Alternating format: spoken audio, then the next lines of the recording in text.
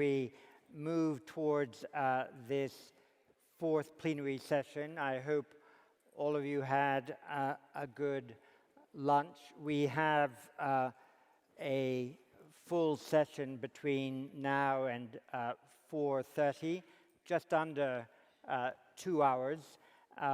In this fourth plenary session, we're looking at three Southeast Asian assessments of the challenges of military modernization and new defense capacities.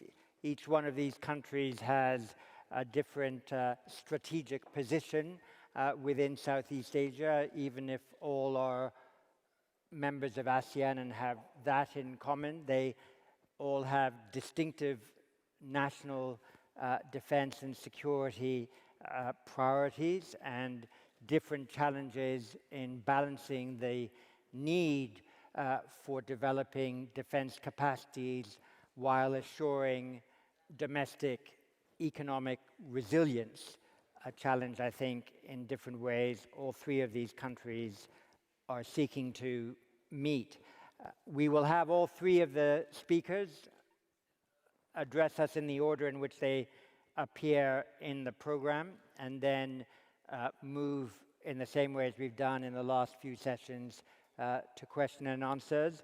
I will, no matter what, seek to close this particular session no later than 5 minutes to 4, and would ask all of you who are in the room, if you have no compelling reason to leave it, to stay in the room until 4:30, because at 4 o'clock exactly, we will have from Kyiv President Zelensky making a special address, which will be just under 15 minutes, and he's kindly agreed to take a few questions, and I have a number who have already asked to take the floor. But if you do wish to take the floor when President Zelensky is speaking, you use exactly the same mechanism and technology as you have for this session. Put in your badge, press the button, your microphone turns green, and then hopefully I'll be able to recognize you.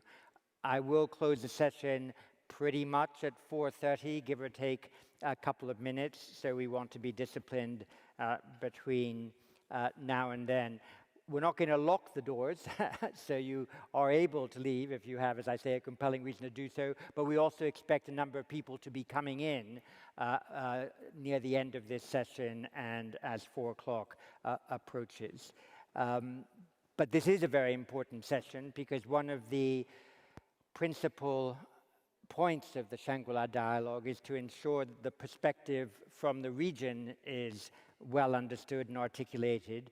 And for that, in order, we're delighted to have Delfin Lorenzana, the Secretary of National Defense of the Philippines, who's been a regular attender at the IISS Shangri-La Dialogue and a great supporter of its process. Back again, General Banh, the Deputy Prime Minister for National Defense of Cambodia, and General Phan Giang, the Minister of National Defense of Vietnam.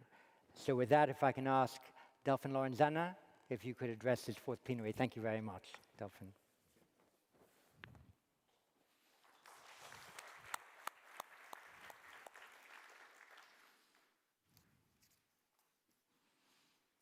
Excellencies, fellow ministers and delegates, esteemed guests, ladies and gentlemen, good afternoon. I'm honored to share my insights and perspective on the military modernization and new defense capabilities. The distinguished participants of this year's Shangri-La Dialogue. Thank you, John, for inviting me, and also your group, International Institute for Strategic Studies, or IISS, for also giving me the chance to come here again. The global and regional security environment is getting more volatile, uncertain, complex, and ambiguous. As such, defense and security institutions are forced to keep up with global trends seen through the dynamics of their security environment, for instance, in the Indo-Pacific region. Modernization is our primary response to these transformations. In the Asia-Pacific, this is operating in a more distinct context as countries operate under the shadows of geopolitical competition between and among major powers. This is where the multifaceted nature of military modernization comes in terms of its risks and opportunities. During the Cold War, we witnessed the intense arms race between the United States and Soviet Union. Many decades later, the fear of arms race is again rearing its ugly head as new strategic competition materializes. And while the arms race now is not as intense as before, the calculus has changed as there are now more nuclear-armed players. Nuclearization is one challenge that demands collective action to prevent proliferation and development of new ones. The Treaty on the Prohibition of Nuclear Weapons came into force in 2020. The Philippines is among those that have already ratified it. This landmark initiative strives to put an end to the proliferation of nuclear weapons and weapons technology, promote cooperation in the peaceful uses of nuclear energy, and further the goal of achieving nuclear disarmament. Defense modernization always entails significant amount of cost or spending. In a state like my country, with competing resources and budgetary constraints, where guns versus plowshares and bullets versus butter are legitimate concerns, defense modernization diverts or even stops government spending for social welfare and economic development. As we enter the so-called Fifth Industrial Revolution, application of technology to warfare has also become more diverse to the detriment of smaller and less developed countries. Technology has become so advanced that it is now transforming and altering the face and pace of warfare. Case in point is the emergence of artificial intelligence and fifth-generation telecommunications technologies in defense capability development. These technologies contribute to the rise of unconventional, ambiguous, or gray zone strategies, where rules of engagement are vague and below the threshold of open-arm provocation. Quantum computing technology also presents new avenues for domination. While knowledge on these technologies is still in its infancy, major powers show keen interest to explore further development.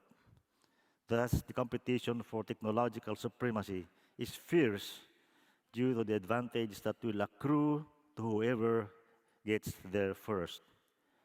Quantum computing may likewise render obsolete the critical cryptographic softwares and pertinent encryption protocols that protect sensitive digital information.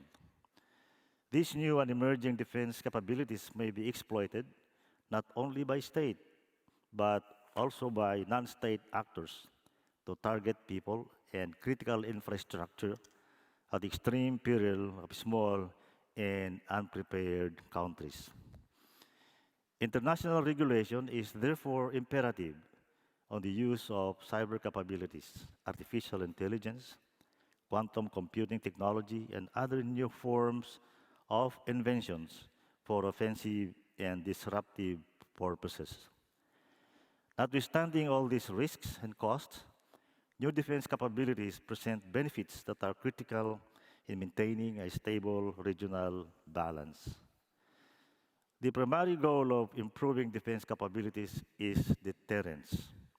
Some argue that there is a potential for hypersonic weapons to increase the deterrent capability in the entire Indo-Pacific region. We will see if that is true. Artificial intelligence and 5G technologies, on the other hand, can enhance intelligence, surveillance, and reconnaissance systems and improve command and control and cyber operations. It is also argued that cyber capabilities can be a great equalizer among states. The idea of unfeasible cyber deterrence is gaining adherence. Continuous advancement in technology also carry prospects of reducing the cost of modernization, freeing up funds for trade and investment to spur economic development, which in turn will contribute further to regional security. As happened in the past, few defense technologies and innovation could be harnessed for civilian purposes. Similarly, defense industry and technology may also strengthen bilateral and multilateral cooperation, as well as establishing new partnerships among non-traditional partners. It also has the potential to encourage public-private partnership. The Philippines is looking into innovative options to enhance technology transfer, such as co-production, counter-trade, and special foreign exchange reduction schemes. Technology and information sharing is increasingly becoming a norm in the region, especially in dealing with transboundary security issues such as terrorism, natural disasters, and maritime security issues. The joint trilateral maritime and air patrol among the Philippines, Indonesia, and Malaysia has turned the Celebes and Sulu Seas peaceful and stable after a long period of being in a state of lawlessness. Defense modernization is also an important added benefit to a nation. In the Philippines, our major capital equipment acquisitions such as ships, aero assets, and engineering equipment are also extensively used for humanitarian assistance and disaster response. The Philippines being a typhoon-prone country, these capabilities make reaction faster, yet that could save lives and properties. Modernization is not only material acquisitions. More importantly, it includes the improvement of human resources and system solutions, such as formulation of doctrines, focusing on jointness and interoperability, rationalization of the organization, education of personnel, promotion of good leadership, and skills development. The ultimate aim is the professionalization of our armed forces, competent, gender-responsive, and culture-sensitive soldiers, and defense officials who can keep up with the present and future demands of defense, both during conflicts and in peacetime. Since the dawn of history, humans have always tried to outdo each other militarily by arming themselves. This process was coined by Hans Morgenthau as the balance of power theory, which simply means that states may secure their survival by preventing any one state from gaining enough military power to dominate all others. And that's precisely the reason why we have the arms race. Morgenthau also said that the balance of power is a perennial element in human history, regardless of contemporary condition that the international system operates under. If you look back at history up to the present, we see that Morgenthau was right. Balance of power that spawns arms race has been with us and will not end. But as members of the international community with advanced communication, closer ties, and interconnected supply chains and trade, we pray we will not again sleepwalk into a general war through miscalculation, accident, or hubris. Thank you very much for listening.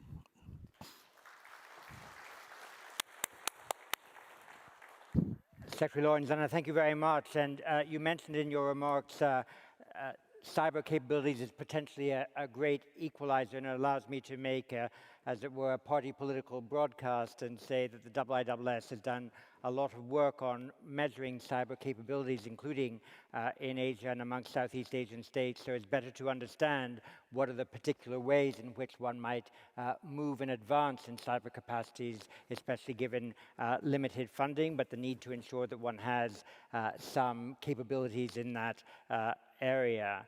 Also interesting, I'm sure, to many parts of your audience, the reminder that you're open to co-production and technology sharing on defense industrial projects, and a reminder that, especially for your country, like the others represented here, maritime surveillance capacities are a really important component of a defense strategy. With that, could I invite the Deputy Prime Minister and Minister for National Defense of Cambodia, General Banh, to give his remarks. Thank you, sir.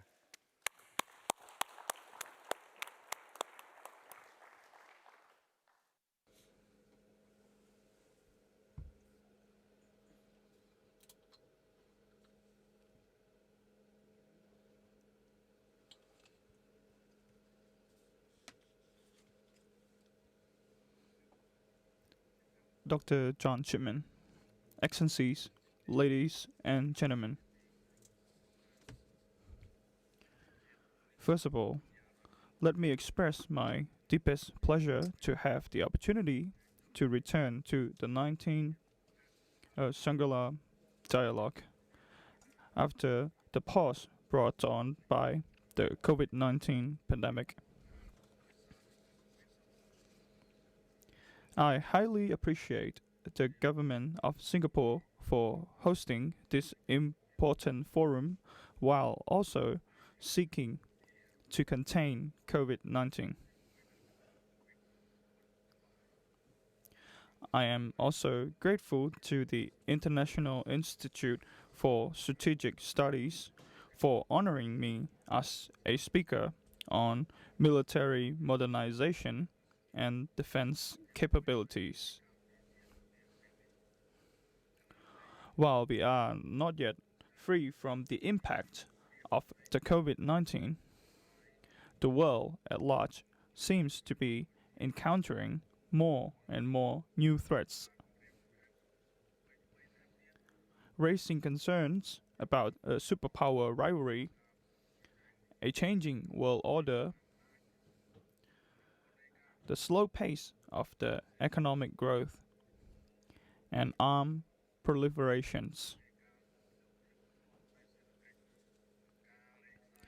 The rise of new strategies in the region and the recent establishment of a partnership follow from these challenges and the desire to change geopolitical conditions in the region.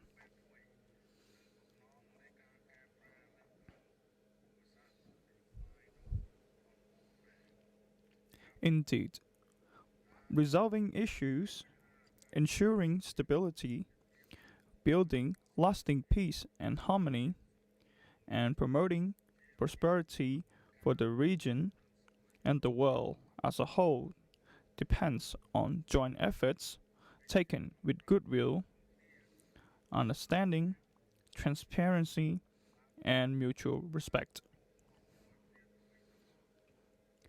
On the contrary, the formation of regional alliance to overthrow or destroy the interests of others will lead to hostility confrontations and even catastrophe. As technology advances and grows, it will increase the potentials of defense spending, as well as advance military modernization in terms of both human and materials capabilities. Military modernizations and defense capacity building is, in fact, a requirement for every nation as they adapt to the national, regional, and global security environment. The most important goals is the righteous and just defense for our sovereignty and territorial integrity. In addition, we need modern capability to respond to common threats, including counterterrorism, maritime security, disaster relief, participation in UN peacekeeping operations, and so on. The most important factor in these matters is the use of military capabilities in a justified and legitimate way, as well as for the common goods of mankind. Cambodia today can be considered to be enjoying peace and stability that has come with the greatest difficulty through the spirit of the national reconciliations, national unity, and the win-win policy of សម្ដេចអគ្គមហាសេនាបតីតេជោ ហ៊ុនសែន We are striving to develop the nation in all fields in a step-by-step manner with an open, multi-party democracy, friendly cooperations, and brotherly relations with countries around the world. At the same time, Cambodia is achieving great success in the fight against the COVID-19 through the effective actions of the royal government, which focuses on the large-scale vaccination campaign. In this, the Royal Cambodian Armed Force have been playing an active and leading roles, especially in highly contagious areas.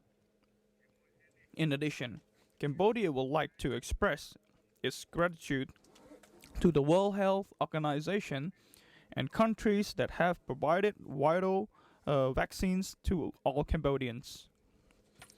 As a nation that has suffered tragedy and devastation in the past, that have been punished by some self-interest circles,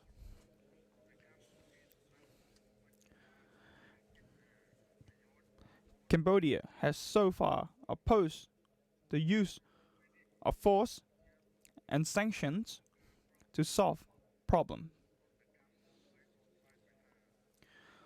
សម្ដេចតេជោ ហ៊ុនសែន the founder of the win-win policy and an outstanding leader in establishing and defending peace in Cambodia, emphasized, we certainly cannot end the war with war.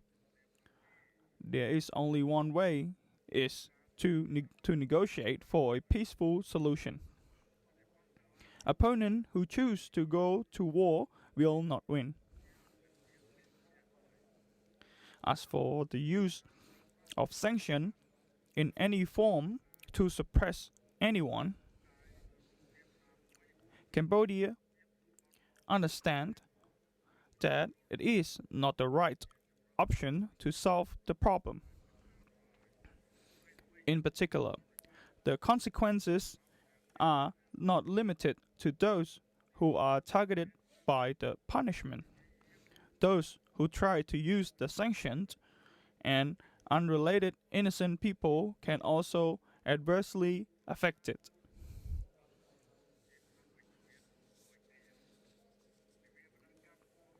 The ADMM and ADMM Plus are the most important platforms for dialogue and practical cooperation on security issues in the region.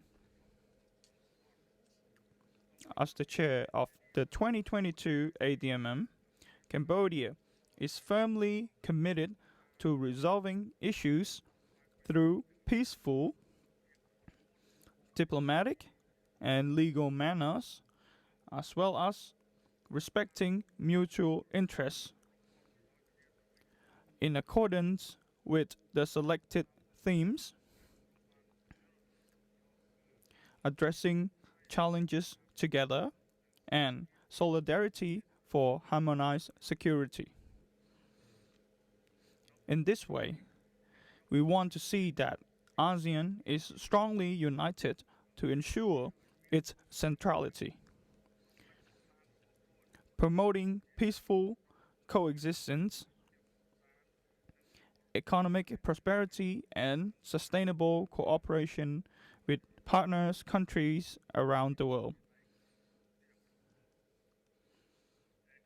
Excellencies, ladies and gentlemen, in early May, Cambodia officially released its Defense White Paper 2022, which represents our commitment since 1998 to actively participate in efforts to build and promote transparency and mutual confidence with countries in the region and around the world.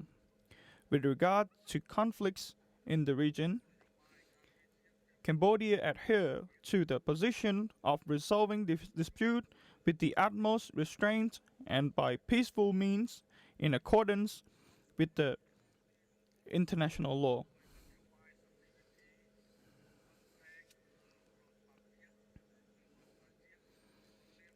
As a state party to the Treaty on the Prohibition of Nuclear Weapons,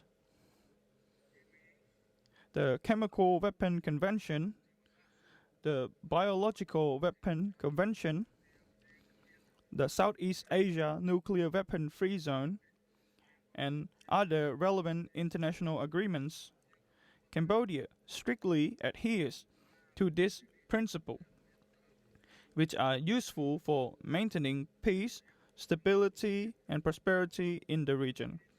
In addition, the 2022 Defense White Paper outlined the priority for military reform, including the expansion of the peacekeeping operation capability and modernization in several areas. I would like to take this opportunity to explain the capability development and the modernization of the Royal Cambodian Armed Forces. I wish to start the modernization of Ream Naval Base, which I have discussed many times and want to reaffirm at this forum. Cambodia is a state that is independent, sovereign, and have the full right to decide its destiny as stated in the Article 53 of its constitution, which says, "The Kingdom of Cambodia shall not permit any foreign military base on its sovereign territory and shall not have its military base abroad, except under the framework of the United Nations request. The Kingdom of Cambodia reserved the right to receive foreign assistance in the form of military equipment, armaments, ammunitions, and the training of its armed force and other assistance to self-defend and ensure public order and security within its territories. Unfortunately, Cambodia is constantly accused of being given an exclusive right to the foreigner to use this base.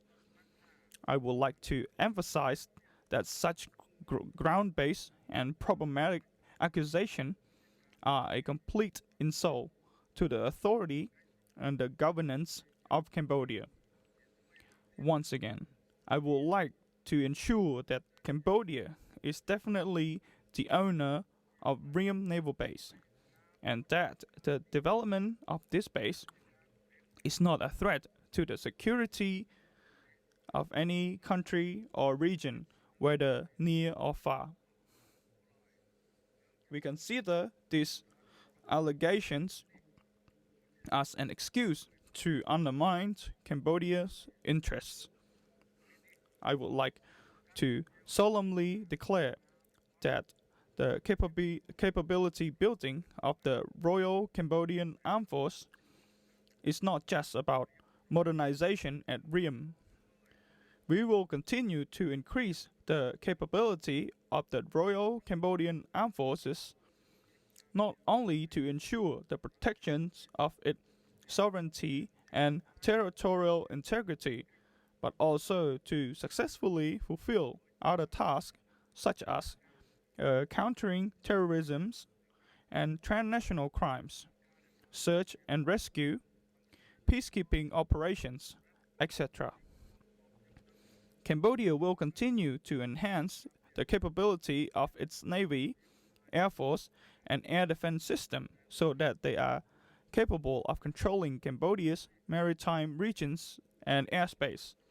At the same time, the Royal Cambodian Army have received a series of heavy and modern weapons to strengthen its capability in accordance with the necessary needs. Cambodia is a small country, but has a deep love of peace and has no intention of threatening any country. And Cambodia has never opposed the development of other countries' military capabilities. Our main goal is to live in peace, friendship, cooperation, brotherhood, and equality with our neighbor and countries in the region. And we only want to be able to defend ourselves and be able to participate in building regional and global peace. It is also unfair and impossible for us to be forced into a state of depravity or setback as others try to expand their military power and influence almost everywhere.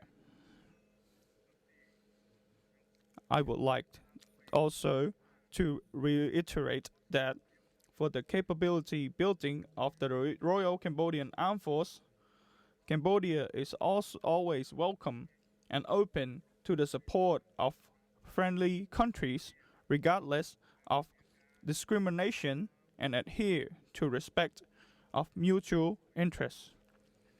Finally, and once again, I would like to thank to Dr. John Chipman, the International Institute for Strategic Study, and the entire Shangri-La Dialogue for giving me such an honor and privilege. Thank you for your kind attention during my remark. Thank you.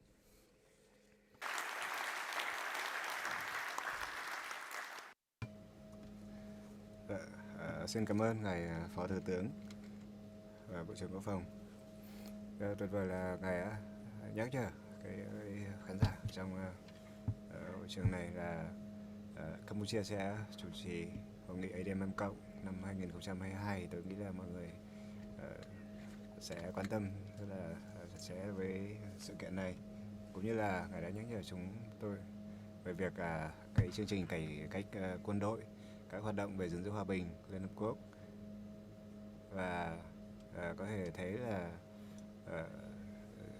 chúng ta đã trao đổi rất nhiều về hỗ trợ nhân đạo và giảm nhẹ thảm họa, và người ta là HADR, và các chương trình về cải cách quân đội thì Campuchia cũng tập trung rất nhiều vào nỗ lực về gìn giữ hòa bình, và tôi tin tưởng rằng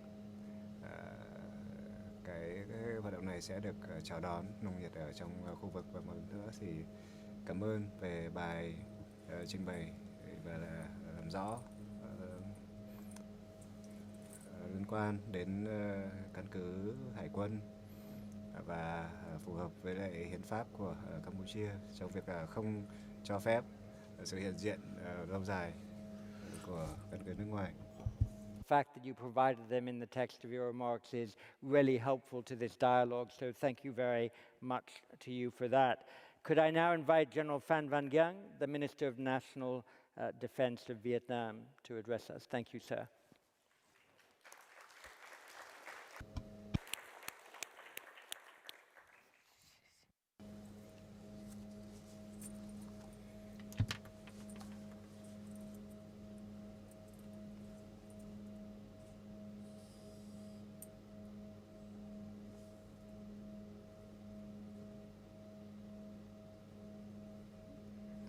Mr. Chairman, ladies and gentlemen.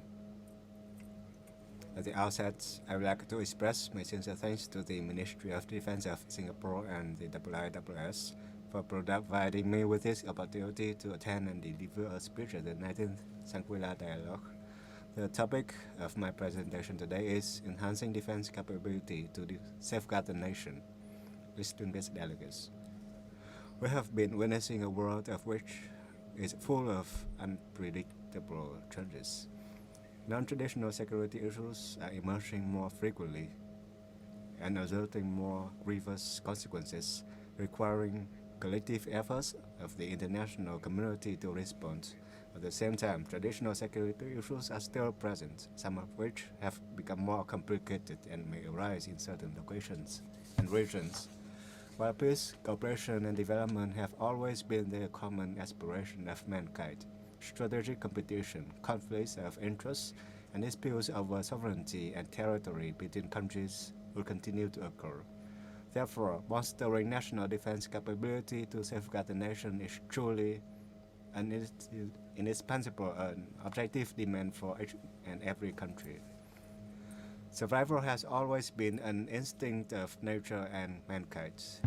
Building and safeguarding the nation has long been a vital cause of each country and its people. On our part, as Vietnam was ravished by decades of war to defend our nation, we fully understand the devastating consequences of conflict and violence.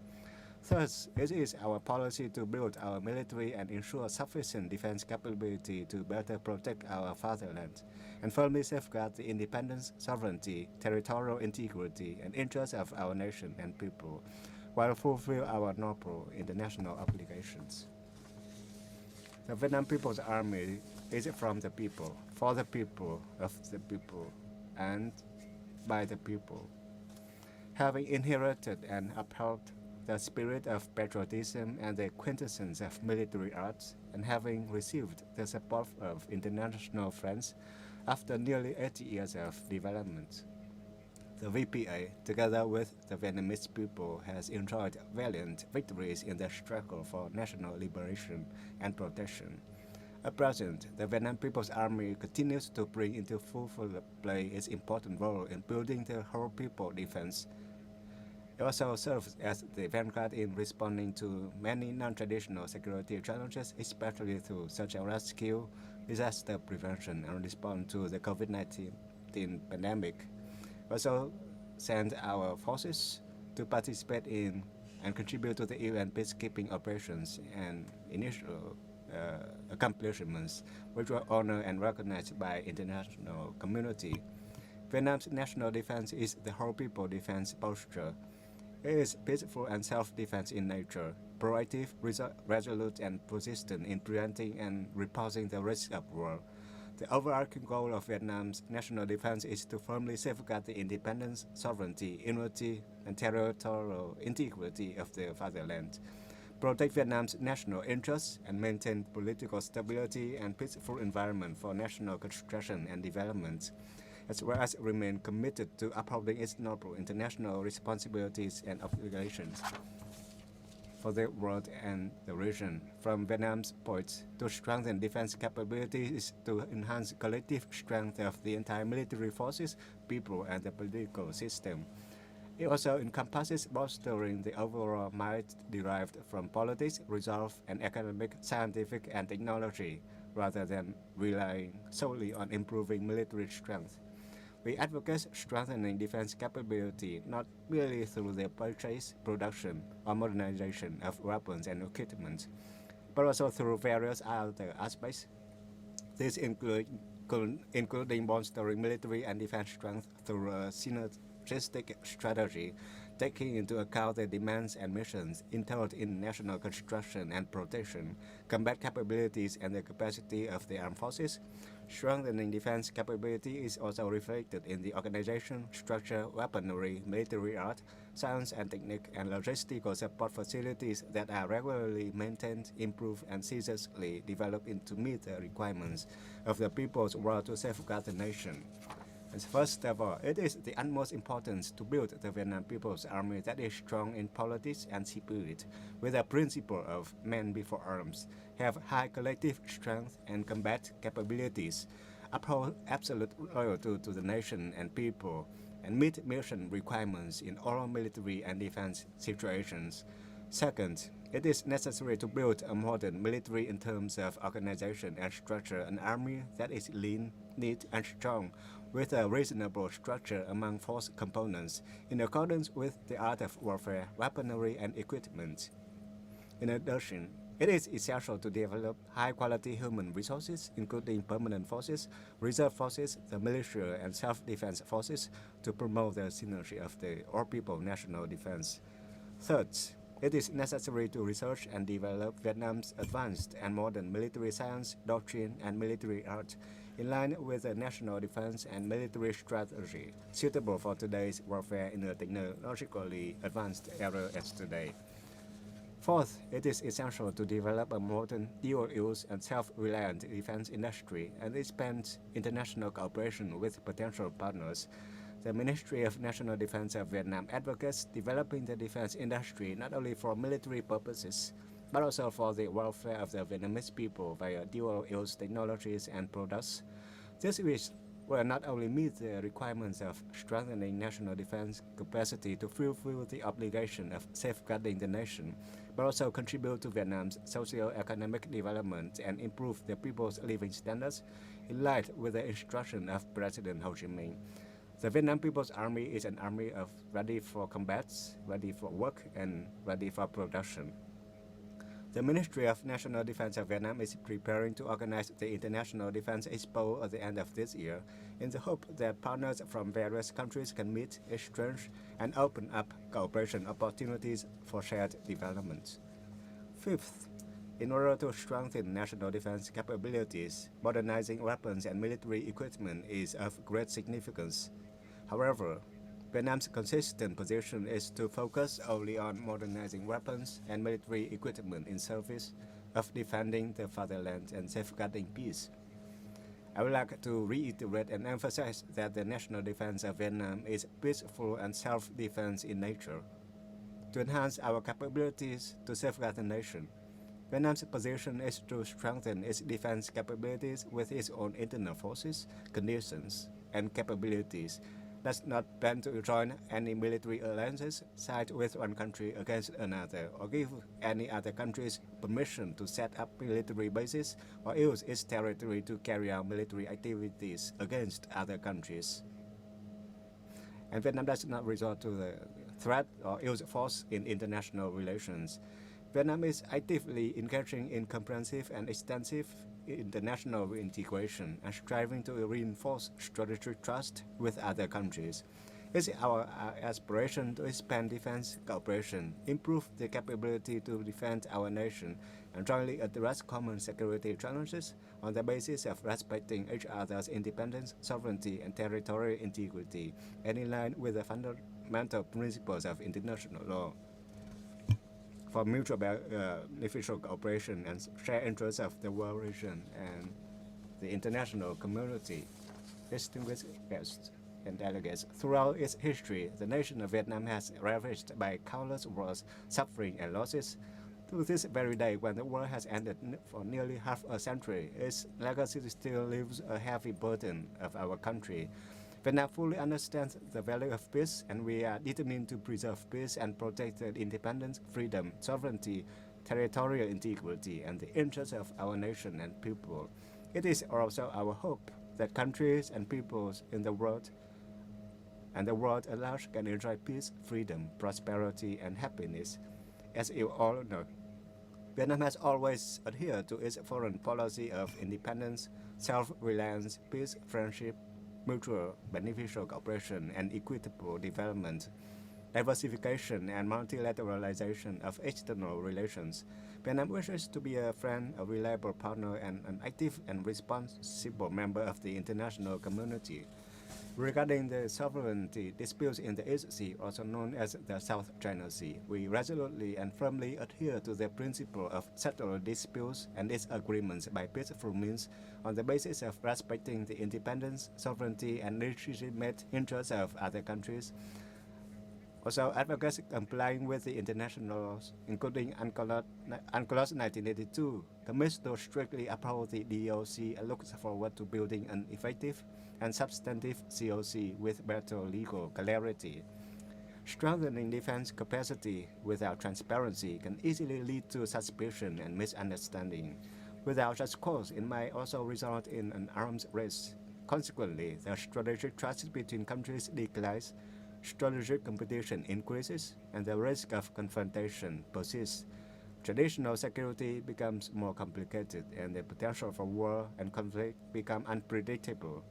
On the other hand, an arms race will inevitably consume national resources, which should be better spent for fostering socio-economic development, tackling non-traditional security threats to bring about happiness and prosperity to the people. Ladies and gentlemen, above all, peace, cooperation, and development have always been the legitimate interests and aspiration and the common desired future of countries and nations. I strongly believe that each and every one of us looks forward to a world where there is no gun or bomb sound, but only the smile on every child's face, where we all can live together in happiness and peace. For Vietnam, building and strengthening national defense capacity is for nothing but to safeguard its fatherland, to protect peace and ensure the welfare and happiness of our people.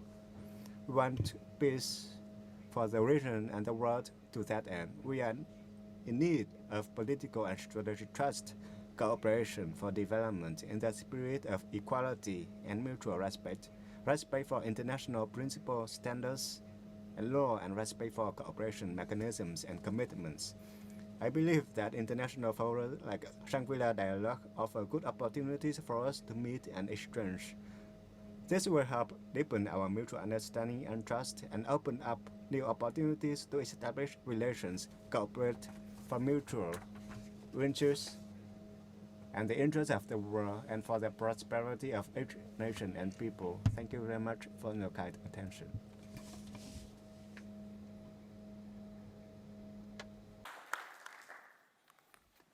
Minister, thank you very much for those remarks, and in particular for a few points I might just pick out. The first, your reminder that it is now an important priority not just to modernize equipment but also to modernize military doctrine, given the different types of threats that are faced. Rather like your counterparts here, you also underscored your desire to build and develop an indigenous defense industry, not just to build defense capacities, but also as a way to strengthen your civilian resistance. The IISS has done a lot of work in other regions of the world about the challenges of developing a defense industrial base, and two of them are the requirement to, of course, continue to train your human talent towards that. But a very important one is the devotion of an important percentage of one's military budget, preferably and ideally up to 20%, for research and development. And that is a marker of a country that is really pursuing a goal for its own defense industry, and one that is difficult to achieve and can only be accomplished naturally over time. And thank you again for reminding us that there is always a place for arms control in a world of competitive military strategies and procurement.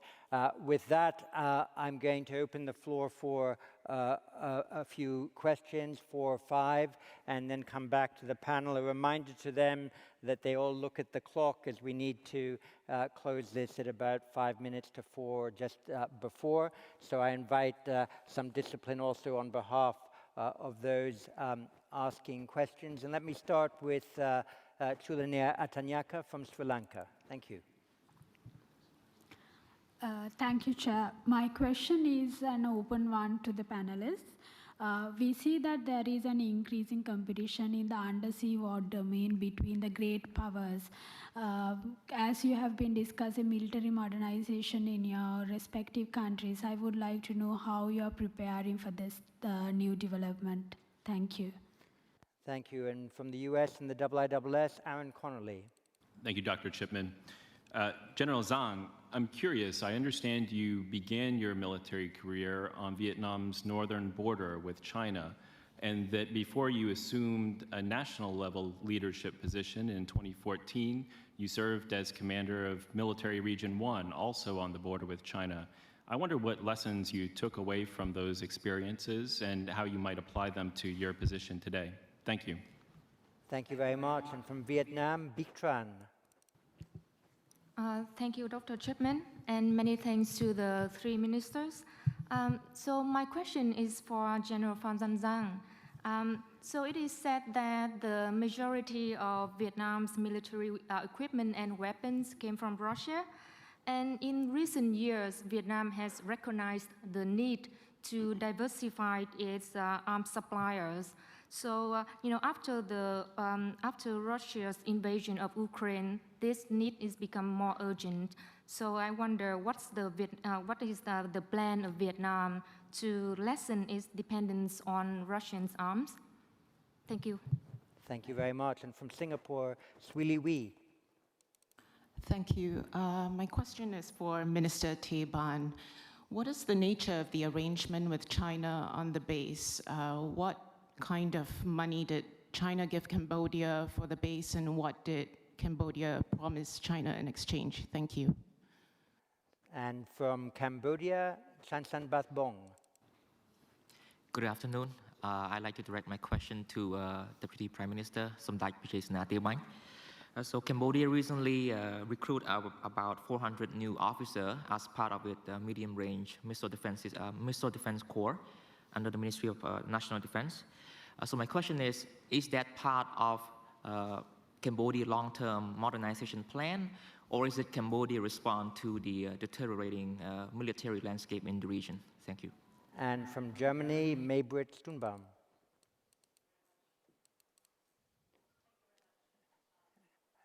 I think you may have accidentally turned off your microphone. No, it seems. Thank you. Yeah, it's good. It's okay. Thank you very much for this. Also following up the question, Riem. So, Minister Banh, thank you very much for addressing this right head on, but in the spirit that General Giang said about the openness at Shangri-La, I was wondering, part of the modernization aspirations is also the use of dual-use technology and dual use of everything from fishery to grazing activities to ports. So when you look at Riem, you can also think about those agreements now in the Solomon Islands and other islands under discussions. You can see that there is a strive also with the Belt and Road Initiative to use ports for dual use in the future or even in the present. So I was wondering to the panelists per se, how much do that add to the dynamics in the region of insecurity or security when we have more and more ports with foreign investments, be for military, civilian use, and how would you go forward to respond to this? Is that an increase in tension? Is it a decrease in tension? What's your best response? Thank you. Thank you. And from Australia and also the IISS, Greg Austin. Thank you, John. My question is to General Giang. You mentioned the proposition of strategic trust and building trust, and on the related theme of diversifying sources, I'd be interested in your view of the global landscape in cyberspace in terms of strategic trust, and where does Vietnam look to try and build partnerships in cyberspace policy for the armed forces? Thank you. Thank you. And from the UK, James Hackett. Thanks, John. This is a question to the Cambodian Defence Minister. I was struck in your remarks by references to transparency. Now, all three countries represented on the podium released defence white papers, which are an important aspect of defence transparency. But mistrust in the region, of course, still persists. So what other measures of defence transparency does the Minister think are needed in the region to enhance defence transparency and also build confidence? could options be exercise notifications or reciprocal base visits or inspections? I'd be interested in his ideas. Thank you very much. Blake Hetzinger from the US. Thank you, Dr. Chipman. And I apologize to General Tae-Banh, but I also have a question on the same subject. You did mention explicitly that the Cambodian constitution bars permanently based forces, but I would be curious to hear your views on what sort of operations would be conducted by the People's Liberation Army Navy from Ream Naval Base.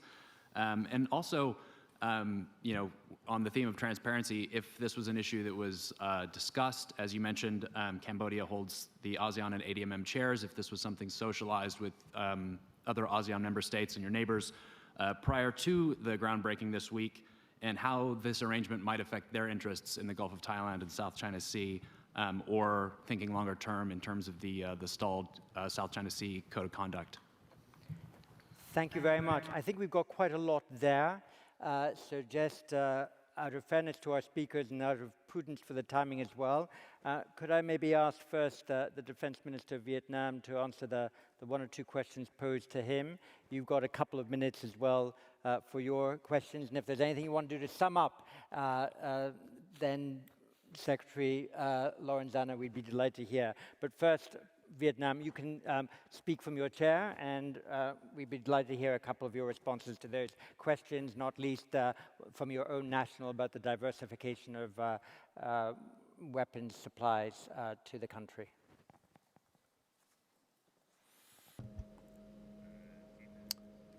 Well, first of all, thank you for all of you who have been raising questions. I think I have received lots of questions. So first of all, I would like to say that new technologies and countries, so how we are going to deal with that. I would say countries would need to put the great interest into this. And you know that industry primed the priorities for military. I'm sure that this is in the national interest of all the countries, and it's the general principle. So secondly, when we talk about weapons, it's true to say that sources of Vietnam's weapons are from Russia and Ukraine, and also from the former Soviet Union and Socialist Union, socialist countries. But that's a long time. Remember that we have been developing our own weapons and platforms. So that's why I'm saying in my speech that please come to our exhibition, the defense industry exhibitions. Bring with you your new, weapons to protect peace and national sovereignty and integrity. So we can also study and tap it for our self-defense purposes. Now, when it comes to other issues related to this, you know that I used to be the soldiers, and gradually I developed and become the general, and now I'm here as the Minister of National Defense. What I learned from my experience, I would refer to a proverb that we can sell our brother, but we need to buy the near neighbors. So we need to think about, you know, things in general, and let's think about how to settle the disputes and differences. In this respect, we talk with Laos, Cambodia, China. We have close relationship. We can talk with each other so that all the differences and disputes can be solved peacefully, so that we can have a peace stabilities in the border and in the both sides of the borders. If we can do this in the world, I would say, aspire to have a global peace. Mr. Chairman, let me have one more word, touching upon the cybersecurity topic. This is a new realm. It is so powerful. We consider it as the new domain of operation. So we have been studying, we are developing the forces, and we are ready to tapping it for both the defense and the constructions of our country. I would like to thank you so much. Cambodia.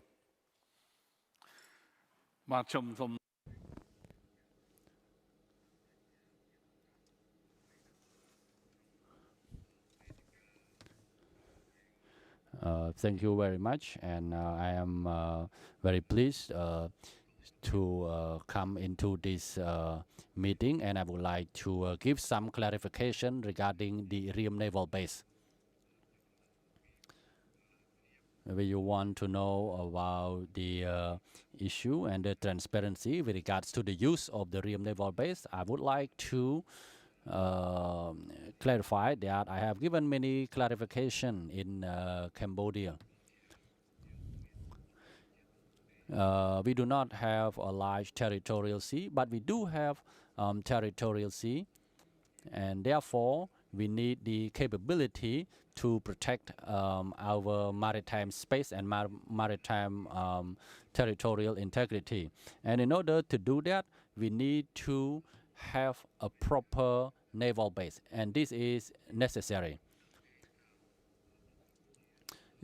All of you probably do not know that in Cambodia we do not really have any major port that the ship can come in, except the port in the Sihanoukville, where the large commercial ship can come in. So basically we do not have such places, and even for the military we do not even have a proper base. And so how can we protect our maritime sovereignty if we do not have a proper base?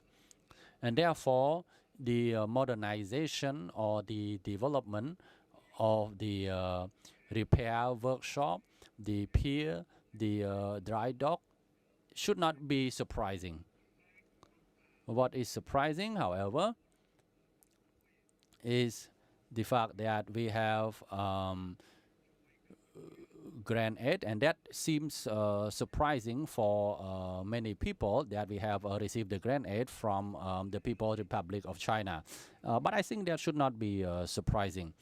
And it had been reinterpreted as a given exclusive use to China, and I would like to deny that this is not true. On the other hand, because this is under our sovereignty, we have the right to find assistance in order to build the base for our own use to protect our maritime sovereignty.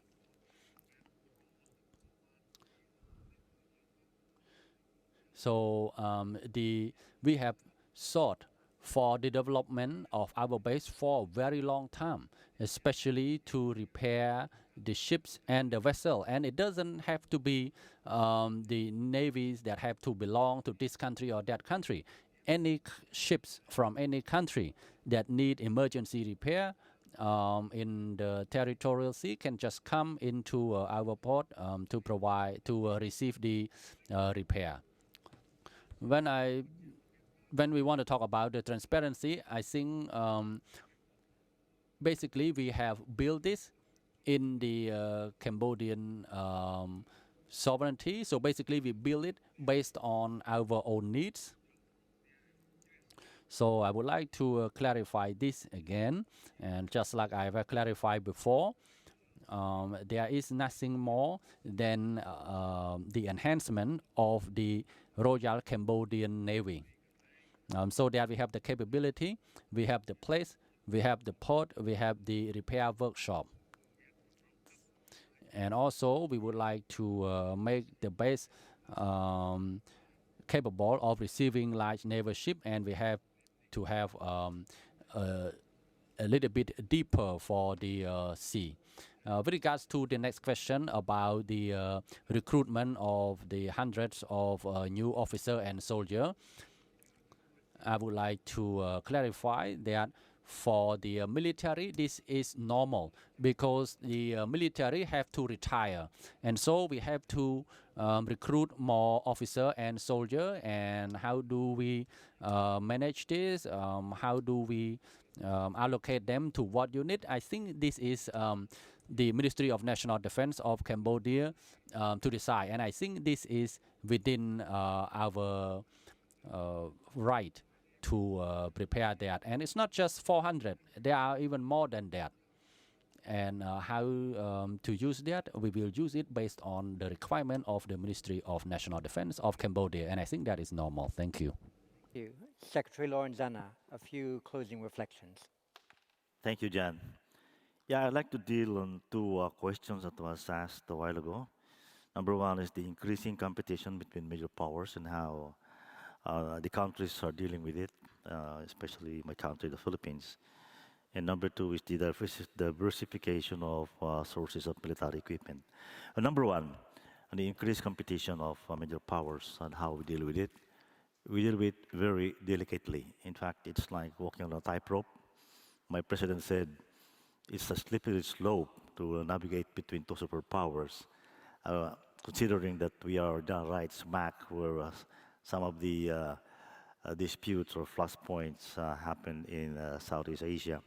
And so what our government has done, or President especially, President Duterte, was to have a dialogue with Chinese leaders, and coming out with the modus vivendi in the conflicted areas. We have realized, we have accepted that in South China Sea there is conflicting claims. We believe ours is the stronger claim because of the UNCLOS and the arbitral award, while China claims that they own the place through historical thing. But at any rate, since the start of 2016, when the President Duterte became president, I think there is stability in the region, in South China Sea, and we would like to remain it that way. On the diversification of sources of military equipment, gone were the days when the production of military equipment was dominated by few countries like the United States, maybe France and Great Britain. Not anymore. There are lots of countries now doing making those equipment, and it is good for us, small countries, so that we can have a value for our money.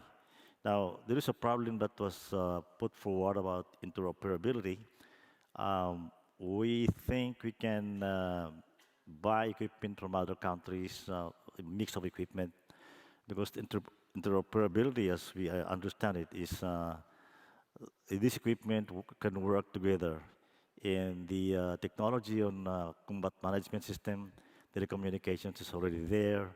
So there will be no problem for us to be procuring equipment from Indonesia, for instance, from India, from France, because we have bought Coast Guard ships from France, and even Japan, we get some equipment from Japan and from Korea. So that's what we think about all these things, John. Thank you. Secretary Lorenzana, thank you very much.